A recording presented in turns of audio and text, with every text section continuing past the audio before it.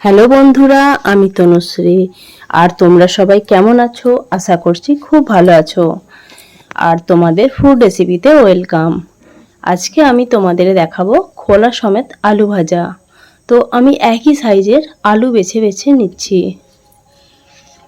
এই আলু ভাজাটা খেতে খুবই ভালো লাগে।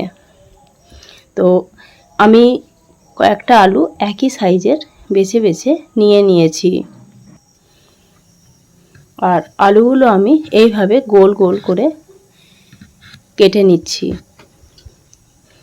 আর তোমরা দেখতে পাচ্ছ আমি আলুটার খোলা বাদ দিচ্ছি না, খোসা সমেতই আলুটা গোল গোল করে কেটে নিচ্ছি। এইভাবে প্রত্যেকটা আলু আমি কেটে নিয়েছি।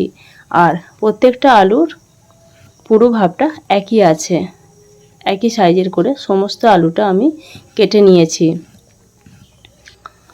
আর এটা আমি ধোবার জন্য নিয়ে যাচ্ছি।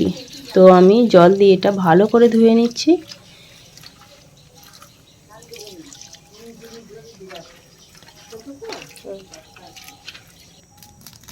আর প্রথমে আমি উনুনটা ধরালাম আর একটা কড়াই চাপালাম আর তার মধ্যে ঢেলে দিলাম জল। জল দেওয়ার পর এতে আমি হলুদের গুঁড়া আর নুন দিয়ে দিলাম স্বাদ মতো। আর এটা একটু চামচ দিয়ে নেড়ে নিলাম। আর তাতে করে দিয়ে দিলাম আলুটা। আর একটা ঢাকনা দিয়ে আমি এটা বন্ধ করে দিলাম। আর একবার আমি খুলে দেখছি যে এটা সিদ্ধ হলো কি না। একটু সিদ্ধ হতে দেরি আছে। আর এই সময়ের মধ্যে আমি এতে যে মশলাটা দেব সেটা আমি এখনই বেটে নেব শিলবাটায়। তো আমি আদা আর জিরে দেব। তো আদা আর জিরাটার আমি পেস্ট বানিয়ে নিলাম। তো এই পেস্টটার মধ্যে আমি হলুদ গুঁড়া আর লঙ্কার গুঁড়া দিয়ে দিলাম। আর দিয়ে এটা ভালোভাবে মিক্সড করে রেখে দিলাম। আর এক ঢাকনাটা আমি খুলে দেখছি যে আলুটা সিদ্ধ হয়েছে কিনা। হ্যাঁ, আলুটা সিদ্ধ হয়ে গেছে। তো এটা আমি জল ঝাড়তে দেব।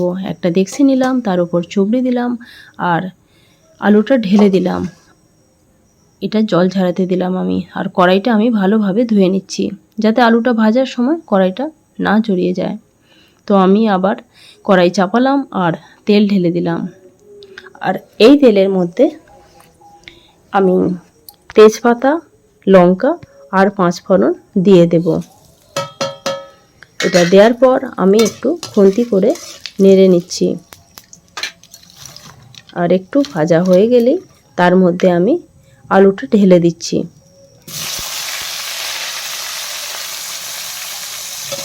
আর আলুটা ঢেলে দেওয়ার পর আমি এটা খুন্তি করে নাড়তে থাকব। আলুটা আমি ভাজতে থাকব। যতক্ষণ না আলুটা ভালোভাবে ভাজা হচ্ছে ততক্ষণ আমি খুন্তিতে করে এটা নাড়তে থাকব।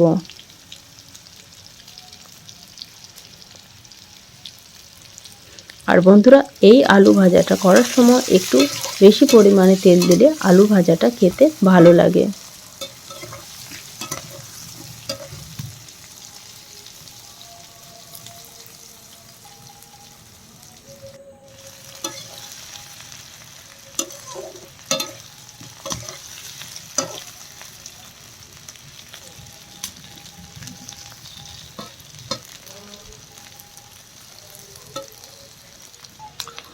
আর বন্ধুরা, এই আলু ভাজাটা যেই দিন বাড়িতে নিরামিষ হয় ওই দিন বানালে ভাতের সাথে খেতে খুবই ভালো লাগে।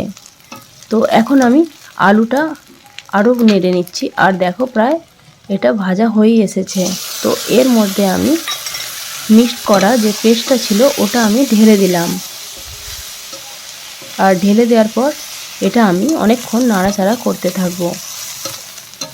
আর এটা প্রায় ভাজা হয়েই আসছে।